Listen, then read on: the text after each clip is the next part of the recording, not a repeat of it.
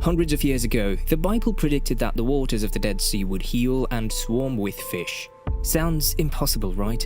But what if I told you that many of these terrifying Bible predictions might be coming true? Join us on our journey to the Dead Sea, where we explore the mysteries that this ancient lake beholds.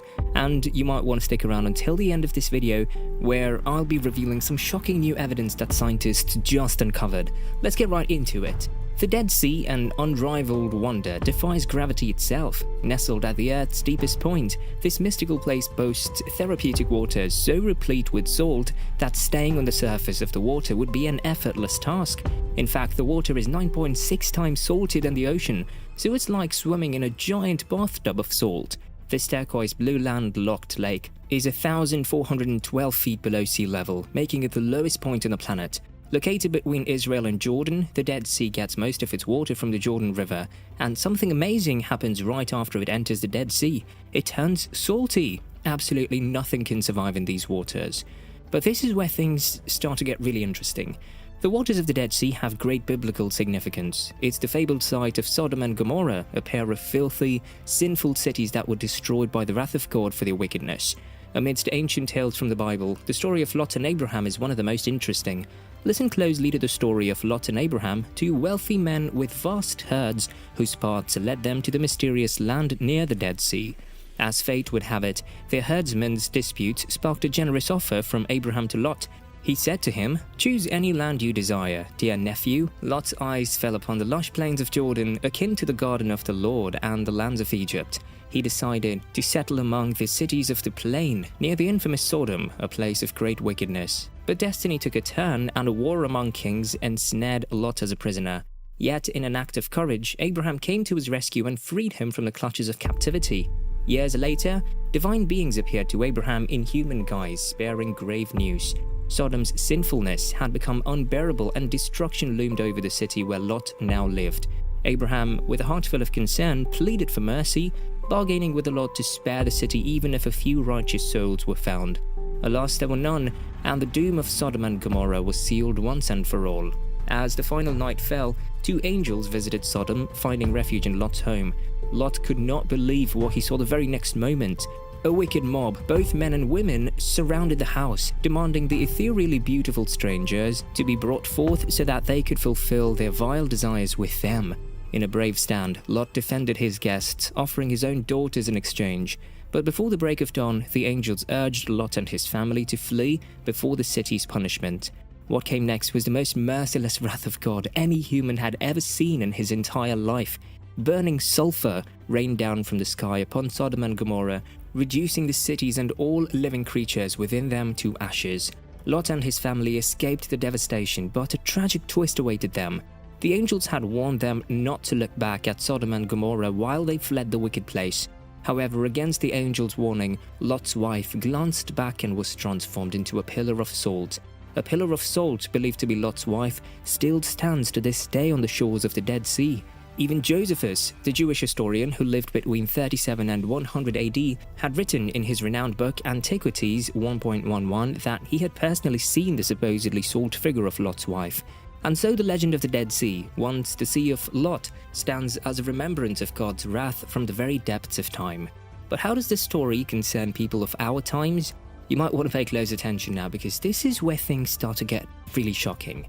In 2 Peter chapter 2 verse 6, the Apostle Peter states that the cities of Sodom and Gomorrah were reduced to smouldering ruins as a warning to anyone who would follow their lifestyles. Throughout millennia, these vivid and chilling tales have served as cautionary warnings, instilling fear and deterring certain behaviors. However, in recent times, an unsettling shift has occurred. Many have chosen to reject, ignore, or even mock these sobering narratives, dismissing them as mere fables and prejudice. Astonishingly, today's progressive movements are actively promoting lifestyles reminiscent of those that incurred divine wrath upon the infamous cities of Sodom and Gomorrah. The very path that led to their destruction. Are we as a society turning into a new Sodom and Gomorrah? Scholars believe that we might be the next Sodom and Gomorrah. However, this is not the only place where the Dead Sea has been mentioned. Even the prophet Ezekiel, gifted with divine foresight, envisioned a future that defied imagination. A time when the once toxic and lifeless waters of the Dead Sea would undergo a miraculous transformation, becoming a vibrant river of life, flowing from the very throne of God. The book of Ezekiel chapter 47 verses 8 to 12 says that the life-giving river will flow through the barren land. Its presence would usher in a flourishing abundance of life. Swarms of creatures would thrive in its rejuvenated waters, and fishermen would flock to the shores to cast their nets, for the sea would teem with diverse and plentiful fish. Not only would the aquatic realm be revived, but even the land surrounding this divine river would be blessed. Fruit trees of every kind would adorn its banks, eternally bearing luscious fruits, while their trees would remain evergreen, possessing miraculous healing properties. When the Messiah rules the earth, the Deadsea will live again. However, before something like that happens, the Deadsea will go through a scary transformation, and this is where things get really weird. Before the revival, the Deadsea will dry up. You can see this happening right now, even as we speak. The Deadsea, fed by the Jordan River, faces a dire predicament due to the curse of evaporation. In modern times, much of the Jordan River's flow is redirected to serve domestic and agricultural needs. Consequently, the remaining flow becomes the sole lifeline, striving to replenish the vast amount of water lost through evaporation. Alas, it struggles to keep pace. Every day, the Deadsea endures the evaporation of millions of tons of life-giving water. This continuous loss has taken a toll, causing its dimensions to shrink to a mere 31 miles in length and 9 miles in width. As the water recedes, a grave threat looks over the horizon, a possibility that the Deadsea could vanish entirely, leaving behind nothing but a memory of its once majestic existence. And the story doesn't end here. The declining water levels have given birth to a bigger problem. It's triggered the emergence of treacherous sinkholes, rendering the ground unstable and unsafe for both vehicles and hikers. The landscape is marred by the hazardous sinkholes, serving as a haunting reminder of the sea's desperate struggle.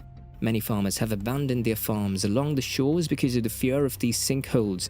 A few years ago, part of a main road sank, as if the earth opened up and swallowed it. Moreover, the dwindling shoreline disrupts the once thriving tourism industry. Bathing areas recede, distancing themselves from hotels and facilities, leaving fewer affordable beach options open to visitors. However, all hope is not lost. Even during such hard times, the Israeli government is trying their best to rehabilitate the lake with desalinated water from the Red Sea. They're also trying to boost Jordan's river flow to help replenish the Deadsea. To add fuel to the fire, climate change has caused the desert region around the Deadsea to get hotter. Even rainfall has become a rare occurrence. The problems just keep piling up. As the population grows, scarce water resources will be in higher demand for drinking and irrigation, leaving little left for replenishing the Deadsea. Although desalination of water can possibly revive the Deadsea, the cost is not a joke. The whole process will be very expensive and painstaking. These are really troubling times for the Deadsea. Many believe that the fate of the Deadsea is sealed and no human intervention can stop it from happening.